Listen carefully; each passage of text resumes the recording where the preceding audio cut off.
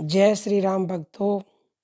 अगर आपको ये 5 संकेत मिलते हैं तो आप परमात्मा के बहुत ही करीब पहुंच चुके हो।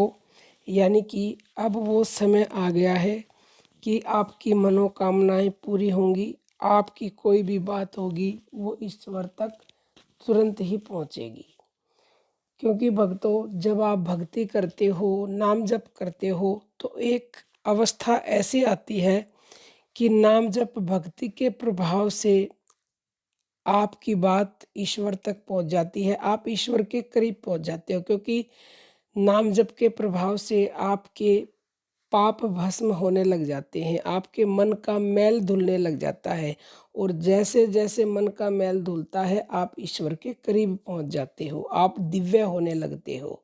जब दिव्य आपका मन हो जाता है तो फिर ईश्वर की तक आपकी बात भी शीघ्र पहुंच जाती है।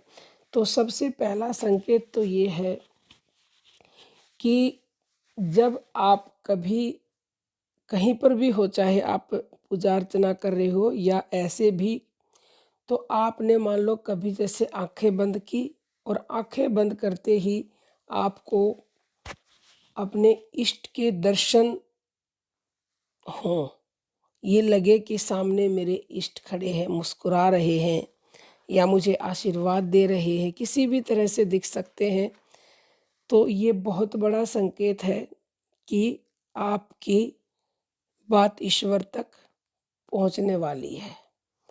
दूसरा संकेत ये है कि जब आप पूजा करते हो, आपके सामने आपके इष्ट की मूर्ति है और आपको मूर्ति की तरफ देख के ऐसा लगे कि ये मूर्ति मुस्कुरा रही है, प्रभु हंस रहे हैं, प्रभु मुझे कुछ कह रहे हैं, मुझसे बात कर रहे हैं, तो ये इशारा करता है कि आप ईश्वर के बहुत ही करीब पहुंच चुके हो।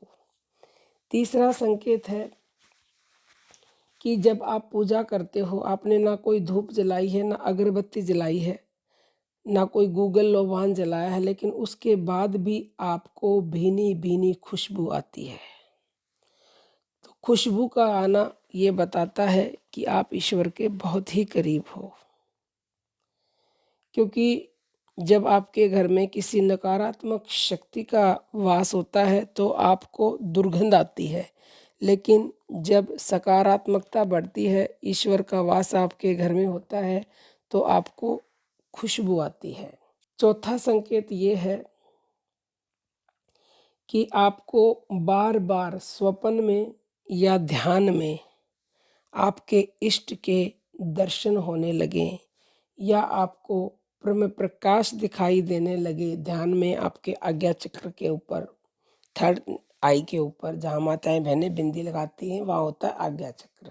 और पांचवा और आखिरी संदेश ये है कि आपको अपने आप ही आपके अंदर से भगवान नाम सुनाई देने लगे। यानी कि जैसे आप राम नाम जपते हो तो आपको स्वप्न में जैसे कि राम नाम सुनाई देने लगे, या आपका राम नाम अपने आप ही होने लगे।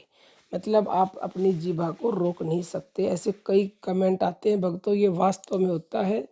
एक बार एक व्यक्ति, कोरोना की, ये कोविड की बात है, उसके घर में 2 डेथ हो गई थी और उसकी जीभ रुक नहीं रही थी, अपने आप ही राम राम निकल रहा था अंदर से। तो ये ऐसी अवस्था होती है जब साधक बहुत आगे बढ़ चुका होता है, ईश्वर के बहुत ही करीब होता है।